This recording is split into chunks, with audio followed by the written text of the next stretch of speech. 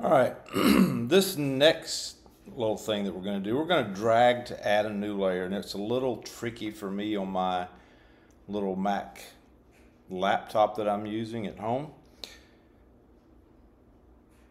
If Photoshop fills your monitor, you need to reduce the size of the Photoshop window.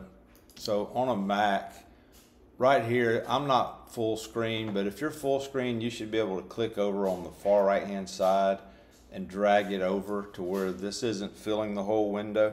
If you're on a Windows computer, there's a little button that you can click up here on the top right hand corner of your screen that would drag the corner down to make it smaller. So what we're going to do in Photoshop, if you'll select the pineapple copy layer to make that active, and if you're on a Windows computer, you go to Explorer. Down the bottom of your screen, about where my mouse is here, there's a yellow folder.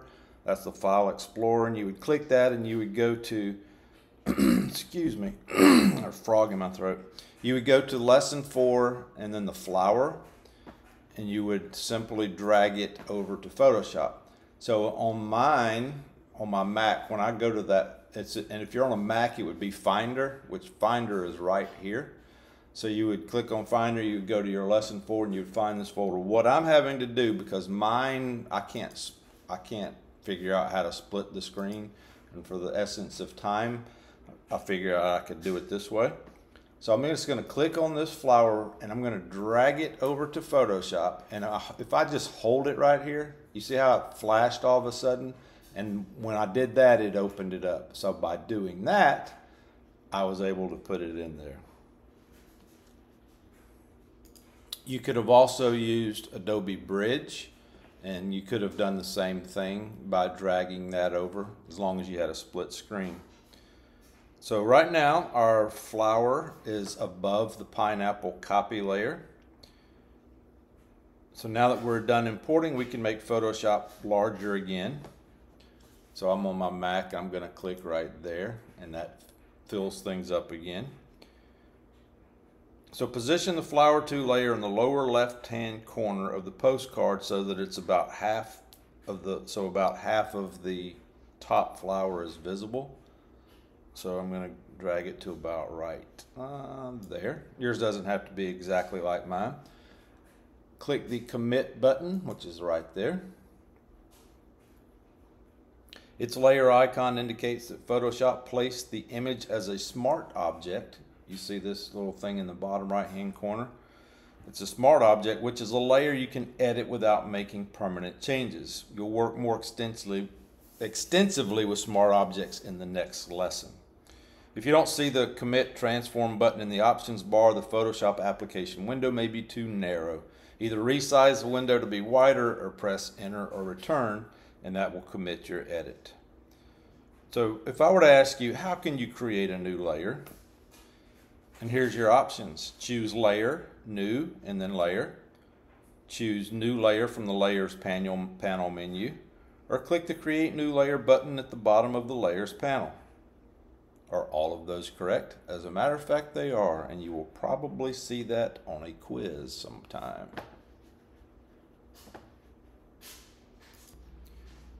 Now we are ready to create some type using the horizontal type tool, which places the text on its own type layer. You'll then edit the text and apply a special effect.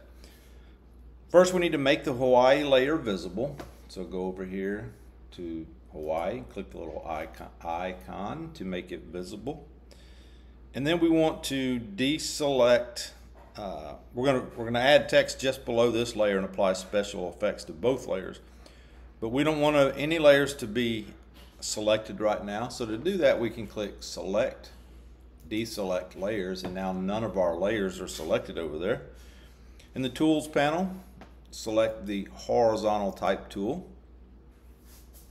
Then choose Window, and then Character. That's going to open up your character panel. So then do the following, and you don't have to do exactly what I do, but you do need to follow along and do some of these things. So we want a condensed font. I'm choosing Birch Standard. Font style is regular. Select a large font size. Let's go to 36 point. And select a large tracking value. Well, your tracking is right here, and what tracking is the space between each letter. And let's go to, let's type in 250. 250. Click the color swatch and select a shade of grassy green. So let's go. Does that look like a nice grassy green? Yeah, I think so.